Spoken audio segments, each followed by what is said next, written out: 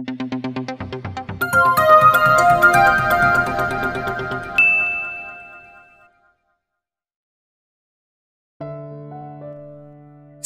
POV. Isang linggo ni Lucas akong hindi kinibo dahil busy siya sa trabaho and I understand him naman po. Hindi lang sa akin umiikot ang mundo niya, he's a busy person. Tapos aayain niya ako biglang kumain. He even called me my wife and then that night something happened to us. Kitang-kita at rinig na rinig kong pagtili ni Mami na siyang ikinapula ng buong mukha ko hanggang sa batok. Ayaw ko sanang sabihin dahil personal yun, pero syempre hindi naman sila others. Oh my God! Maghihintay na ba kami ng 9 months, anak? Napakunot noo ako. Bakit naman sila maghihintay ng 9 months? Ang tagal naman nun. Ano bang meron sa 9 months na yan? Naitanong ko sa sarili. Continue. Si Dad, I smiled. After that night, nag-ibang trato niya sa akin. He became sweet and gentle. Hindi niya po ako pinagtatrabaho. And he even tried to cook breakfast for me, but he failed. The egg burnt. Napatawa kaming tatlo dahil doon. Thank you, Dad, Mom. For what? Sabay nilang tanong. For telling me to marry him. If it's not because of what you did, I wouldn't be happy like what I am now. Thank you so much, parents. God knows how much I miss both of you. I love you too. Tuluyan nang napaiyak si Mommy habang si Daddy inaalo ulit siya. We miss and love you too, Princess. We're gonna visit you there tomorrow, so tell Lucas about it, okay? Napatango-tango naman ako at nagpaalam na. Excited na tuloy akong makita sila bukas. It's been 2.5 weeks since the day I last saw them. Tatayo na sana ako para maligo na mag-ring muli ang cellphone ko. I look at the collar and my forehead creased when I have noticed that it's coming from an unknown number. Sasagutin ko ba? Sa huli na pagdesisyonan ko rin yung sagutin. Malay ko ba kung emergency? Hello, who is this? I initiated. Ilang minutong lumipas pero walang sumagot sa kabilang linya kaya in-call ko na. Weird, I whispered to myself. Ano yun? Trip lang niya tumawag ngunit hindi magsasalita. Nagsasayang lang siya ng load. Tatalikod na sana ako na mag-ring ulit yon. Nantitrip yata siya eh. Inis na dinampot kong cellphone ko at saka yung pabalang na sinagot. Hindi na ako nagabala pang tignan kung sino tumatawag. Ano ba yun ha? Inis na tanong ko. Narinig ko naman ang pagtawa sa kabilang linya na siyang ikinakunot ng noo ko. Pamilyar ang tawang yun. Chill, it's me, my wife. Bakit mo na parang galit ka ha? Did something bad happen? Lumambot naman ang mukha ko na marinig ang boses ni Lucas at otomatikong sumilay ang ngiti sa labi ko. No, none. By the way, why did you call? Nothing new, I just missed you. Huwag ka nga alis dyan, okay? Huwag ka ring lalabas ng bahay hanggat hindi ko sinasabi. Mangako ka sa akin, Celine. Asawa ko. Napangiti ako. Hindi pa rin ako sanay sa asawa ko. Asawa ko, asawa ko, asawa ko, hala? Para akong dinuduyan sa langit. Pero natigil yun na may mahimigan akong pagkabahala at pag-aalala sa boses ni Lucas. Ngunit ipinagsawalang bahala ko na lang yun dahil ayaw ko na mag-isip pa. Masyado akong masaya ngayong araw na ito para sirain ko. Ako na mismong unang nagbaba ng tawag na hindi na siya muling nagsalita pa. Sa totoo lang ay hindi ko inaasahan ang lahat ng ito. Nagsimula kami sa pangit na pagtatagpo. Kailan pa ba naging magandang tagpo ang ikasal ka kahit hindi mo gusto? Ikinasal ako ng labag sa kalooban ko dahil hindi ko naman mahal yung taong pakakasalan ko. Ngunit heto ako ngayon, sumasaya na sa piling ni Lucas. Akala ko hindi na dadating pang araw na ito. Yung magiging malapit kami sa isa't isa. Halos mamatay na ako kakaisip noong nakaraang linggo kung anong kahihinatnan ng kasal na ito at kung paano ko siya pakikisamahan. Ang sabi ng mga magulang ko ay kailangan ko siyang pakasalan dahil ang kapalit noon ay ang kaligtasan ko. Masyadong desperadong mga kalaban ni Daddy na kunin ako para panlaban sa kanya. Masyadong makapangyarihan ng mga Santiago. Walang makakatibag sa kanila. They are on the top when it comes on business world. Kilala sila sa buong mundo bilang isang negosyanteng bilyonaryo. They can get whatever they want in just a one snap. They are ruthless when it comes to business. Seryosong seryoso, ayaw nila na nauutakan sila. Sa kanilang tatlong magkakapatid, si Lucas ang panganay kaya siyang susunod sa yapak ng kanyang ama. Si Kuya Sian ang pangalawa at 1 taon lamang ang agwat ko sa kanya. Ang panghuli si Angelica, ang nag-iisang babae sa kanilang magkakapatid. Napabuntong hininga ako't nag-isip kung ano pwede kong gawin dito sa loob ng bahay. Ilang sandali pa'y may narinig akong sigaw sa labas kaya tumayo ako at sumilip sa kasing laki kong bintana. Napakunot-noo ako nang may makitang armadong mga lalaki na nagkalat sa labas. Nasa 10 sila at may kanya-kanyang hawak na matataas na kalibre ng baril. Napaawang ang labi ko na mapagtanto kung sinong isa doon. Sa isang iglap ay para akong binuhusan ng malamig na tubig. Dahilan upang hindi ako makagalaw mula sa kinatatayuan ko. Halos manginig ako sa takot. Hindi. Kinrap-kurap ko mga mata ko para kumpirmahing nananaginip lang ako. Pero hindi, siya yun. Hanggang ngayon itanda ko pa rin ang mukha niya. Siya yung nanloob sa kumpanya namin at pinagbabaril ang mga empleyado ni Daddy. Hindi ko makakalimutan dahil nandoon ako mismo at nasaksihan ko ang buong pangyayari. Ang lakas ng tibok ng puso ko. Kaya ba ayaw akong palabasin ni Lucas? Kaya ba pinag-iingat niya ako? Asan yung mga guards? Paano sila nakapasok? Oh my God! Dali-dali kong inupay ng cellphone ko at dinayal ang number ni Lucas. Hello? Malambing na boses niya ang agad na sumalubong sa akin pagkasagot niya sa tawag ko. Lucas! Nanginginig ang boses ko habang binabanggit ang pangalan niya. Hey, why? Are you okay? Lucas, please, come home. I'm scared. Hindi ko na maisabi ng maayos sa mga salitang yun dahil sa labis na panginginig ng labi at buong katawan ko. Ilang minutong walang nagsalita sa kabilang linya. Natatakot ako para sa sarili ko. Alam kong ako ang pakay nila. Natatakot akong makuha nila. Hindi, ayoko pang mamatay. Pahihirapan nila ako. Hindi ako makakapayag. Hindi pa ako handa. Hindi ako magiging handa. Nang ibaling kong tingin ko sa labas ay halos manigas ako sa kinatatayuan ko. Nakangisi na siya sa akin habang nakatutok sa akin ang baril na hawak niya. Kulang na lang ang iputok yun. Nabitawan kong hawak kong cellphone kahit sobrang higpit na ng hawak ko doon. Hindi ko na rin narinig pang sagot ni Lucas. He slowly pulled the trigger and I shut my eyes tightly, waiting for the bullet to hit me. Seconds has passed pero walang tumama sa akin. I slowly opened my eyes and I saw the man lying on the ground with his own blood covering him. My mouth parted in shock when I saw the man in his back. He shot the man before the man can shoot me. Lucas! Tawag ko sa pangalan niya. Anger was written all over his face habang nakatutok pa rin ang baril sa lalaki. Napatingin ako sa paligid. Lahat ng mga armadong lalaki kanina ay nakahandusay na sa lupa at duguan. Muli ang napatingin ako ulit kay Lucas na mata manang nakatingin sa akin. Dali-dali siyang tumakbo paloob at saka ko niyakap na mahigpit. I gently closed my eyes as my tears flowed down. Are you okay? Nag-aalalang tanong ni Lucas. Amoy ko ang lansa ng dugo na tumilamsik sa kanyang katawan, ngunit ipinagsawalang bahala ko yun. Nanginginig pa rin ang katawan ko sa takot. Hindi ako sumagot at niyakap lang siya ng mahigpit pabalik. Tahimik akong humikbi sa kabila ng panginginig ng labi ko. Ngunit na sandaling makulong ako sa bisig ni Lucas. Pakaramdam ko ay umaliwalas ang pakaramdam ko. Sa unang pagkakataon, naramdaman kong ligtas ako sa yakap na isang tao. Hey, tahan na. Marahan na pangaalo niya sa akin. Kinalikan niya pa ako sa ulo at saka hinagod-hagod ang likod ko. Kahit papaano'y kumalma ako. Sapat na mga bisig niya para mapanatag ako. Muntikan na akong mamatay. Hindi yun mawala sa aking isipan. Pinaupo ni Lucas ako sa malambot na sofa bago naglakad papuntang kusina. Napatitig ako sa bintanang pinagsilipan ko kanina.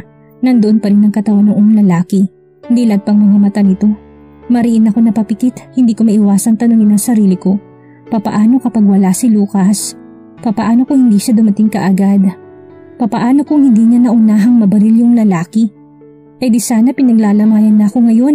Iiyak ba siya kapag nawala ako? Pero hindi ko pa naman siguro, oras hindi ba? Mabait naman ako eh. Sinunod ko mga payo ng mga magulang ko at naging mabait ako sa lahat. Tumutulong din ako sa mga batang nasa lansangan. Kung wala akong ginagawa ay bumibisita ako sa kanila at binibigyan sila ng mga damit o kaya'y pagkain. Sa tuwing may nakikita kasi akong nagugutom ay nasasaktan ako. Ilang sandali pa'y bumalik na si Lucas na may dalang isang basong tubig. Inabot niya sa akin yun at dahan-dahan ko namang ininom. Marahas muna akong bumuga ng hangin bago ibinalik ang baso sa kanya. Do you know them? Seryosong tanong ni Lucas kapag kuwan. Tumawa naman ako. Tauhan sila ng mga kalaban ni Daddy. Sila rin ang nanloob sa kumpanya namin at pinatay nilang mga empleyado namin noon. Then, may himiga ng interes sa boses niya kaya nagpatuloy ako sa pagkukwento. They're here because they're planning to get me. Ako ang pake nila. Gusto nilang pabagsakin si Daddy gamit ako dahil alam nilang akong kahinaan niya. Nakita kong pag-igting ng panga ni Lucas. Niluwagan niyang kanyang necktie bago tumikim. I'm sorry, Celine. Sana talaga ay hindi na lang ako umalis. It's my fault. Forgive me, my wife.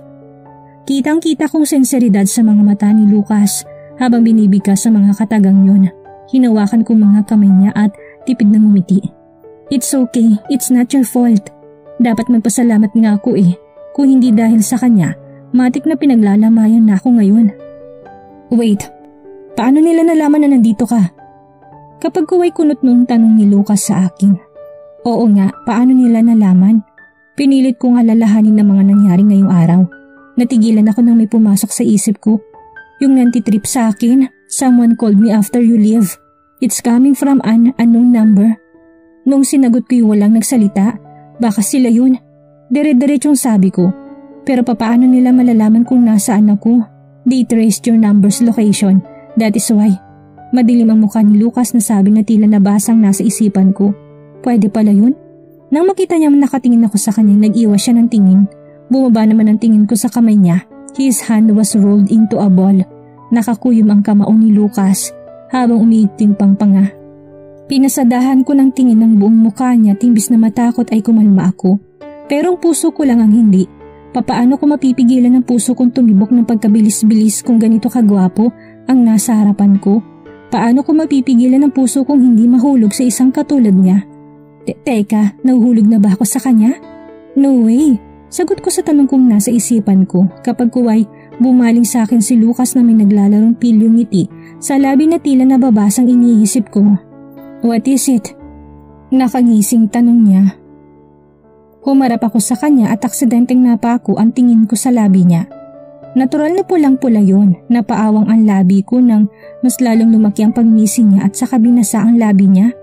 Ano tong nararamdaman ko? Bakit parang may tumutulak sa akin para halikan siya? Pwede pala yun? May ganun pala?